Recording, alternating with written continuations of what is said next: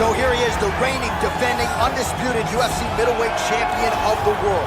This man ubiquitously regarded as the top 85er at present. Some people believe this is the greatest middleweight of all time. He certainly does, and he has goals even beyond that. He wants to be one of the greatest mixed martial arts athletes of all time, and in order to preserve that goal, this is a title defense, simply put, that he's got to have.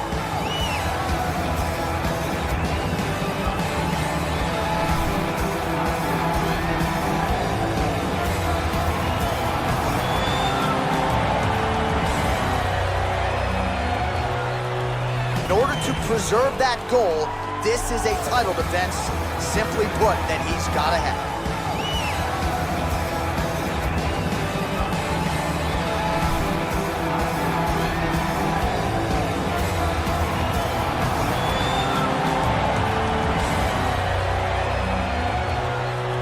The arena is electric. Tension hangs thick in the air as two of the most dangerous middleweights on the planet prepare to collide. On one side stands Khamzat Chimaev, undefeated, relentless, a mauler who has torn through opponents like a storm. Across from him is Strickland, the former champion, a man known for suffocating pressure, granite durability, and a jab that never stops coming. This isn't just a fight. It's a clash of styles, personalities, and pure will. Round one begins, and Chimaev wastes absolutely no time. He storms forward like a missile, shooting in for a takedown within seconds. Strickland sprawls hard, digging for underhooks, trying to keep the fight standing where he's most comfortable. But Chimaev's grip is relentless. He drives him to the fence, lifts, and slams him down with terrifying authority. The crowd erupts. On the ground, Chimaev goes to work. Heavy top pressure, short punches, suffocating control. Strickland scrambles, refusing to accept the position, inching his way back to the cage, slowly rising to his feet. As they separate, Strickland immediately establishes his jab, sharp, piston-like, snapping Chimaev's head back. For the first time, Chimaev is forced to respect the striking. Midway through the round, the pace is ferocious. Chimaev explodes again, landing a crushing right hand before diving into another takedown attempt. Strickland defends better this time, circling off the fence and peppering Chimaev with straight shots down the middle. Blood appears on Chimaev's face. Not enough to slow him, but enough to show Strickland's precision is landing.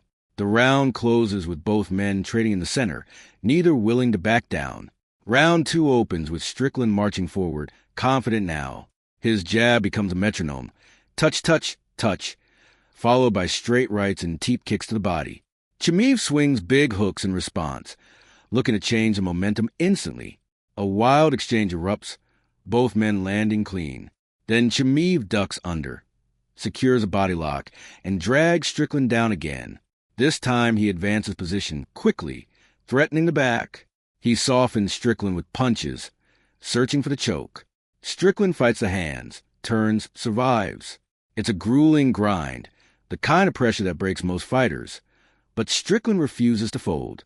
By round three, both warriors are breathing heavy, faces marked from battle. Strickland doubles down on volume, pouring on combinations, forcing Chimaev backward for the first extended stretch of the fight. The crowd senses a shift. Chimaev, however, digs deep and fires back with explosive counters, landing a thunderous overhand that staggers Strickland momentarily. Sensing danger, Chimaev shoots one more time, securing a takedown in the center of the octagon. Ground strikes rain down, brutal, relentless. Strickland covers, moves, survives yet again as the clock ticks away. The final horn sounds. Both men rise slowly, exhausted, battered, but unbroken. They meet in the center with a nod of respect. Warriors who gave everything. The judge's decision looms. But one thing is certain. This was not just a fight. It was a war, a brutal middleweight showdown that will be talked about for years to come. When as a sophomore in high school, I never made that weight again. I was too big. So I thought that if Khamzat was to fight at 205, he would be running up against guys that would be just too big for him. And at some point, that has to become an issue. Then I saw a video of him sparring with Khalil Roundtree. His back looked massive.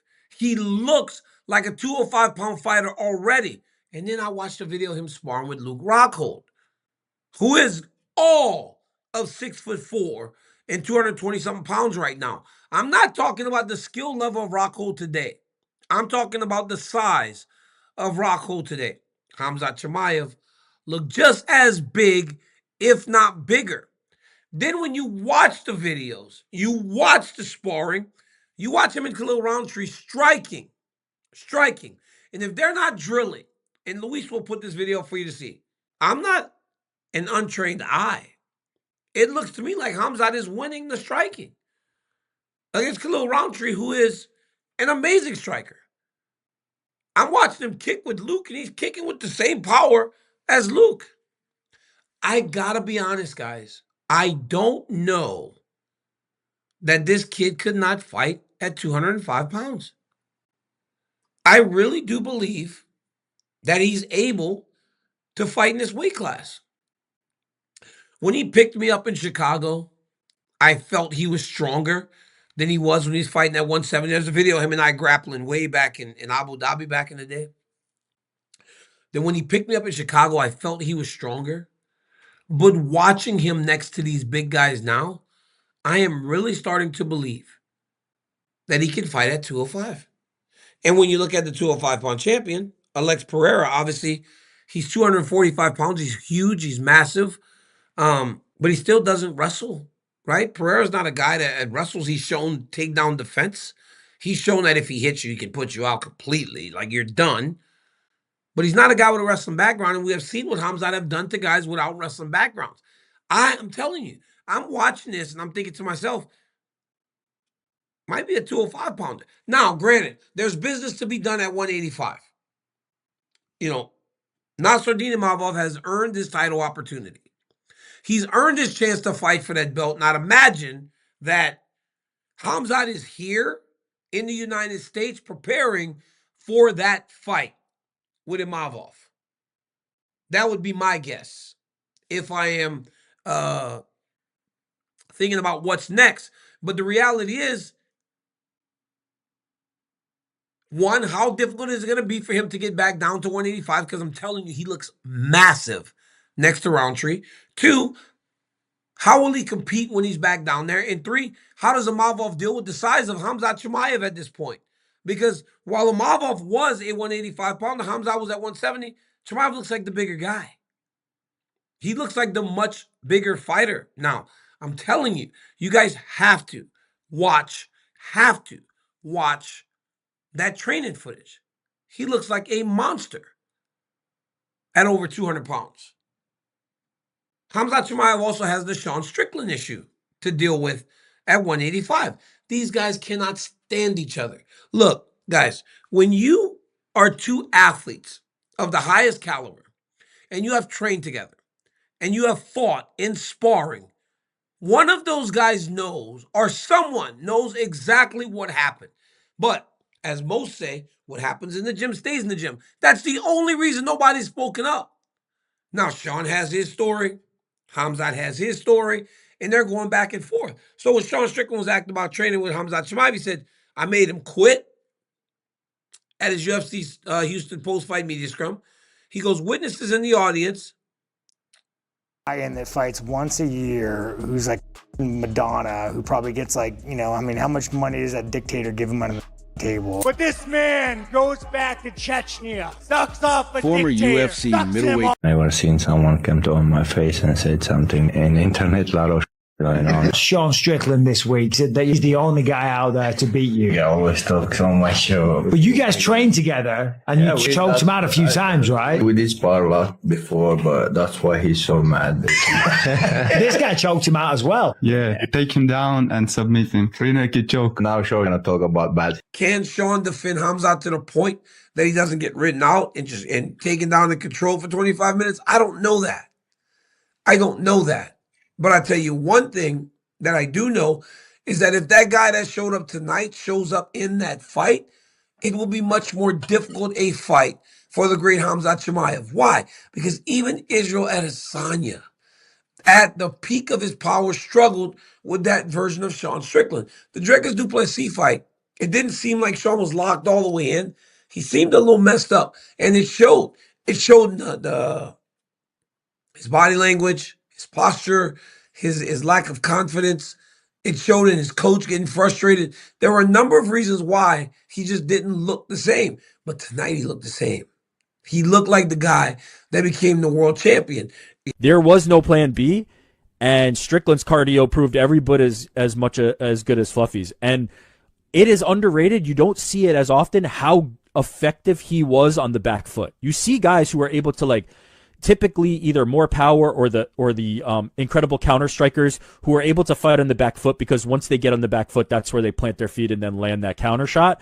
But Sean Strickland's not that guy, right? He's not the guy who's sitting back and trying to land a bomb. Off his back foot, he's completely controlling pace, completely controlling rhythm, and not being the one advancing forward for most of the fight, although in most fights he is.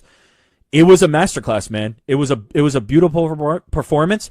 If you're looking for, the guy who's a one-hitter quitter type finisher guy, that's not going to be Sean Strickland.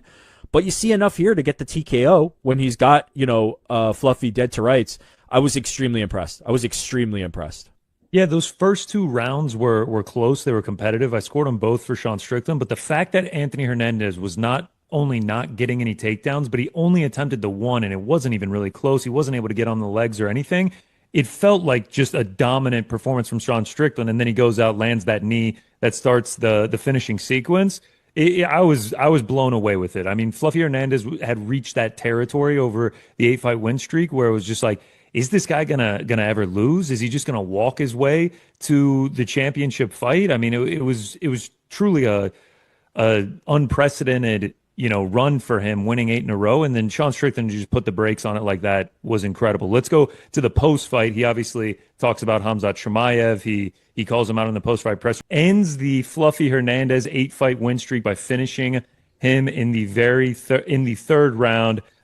Surprising outcome, to say the least, for me. I did not expect him to finish Fluffy, and I did not expect Fluffy to get 0 takedowns and only attempt 1. What did you guys make of the fight? Ariel, we'll start with you.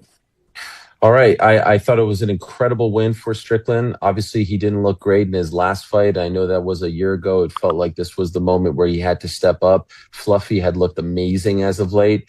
Maybe you could say he hadn't fought, anyone of the level of a Sean Strickland, but I still thought that he was one of the best middleweights in the world. And I still think he's one of the best middleweights in the world. And it's kind of crazy that, we thought we were going to get maybe a Fluffy RDR title shot, and both of them just on the cusp of getting that title shot, they both lose in very surprising fashion.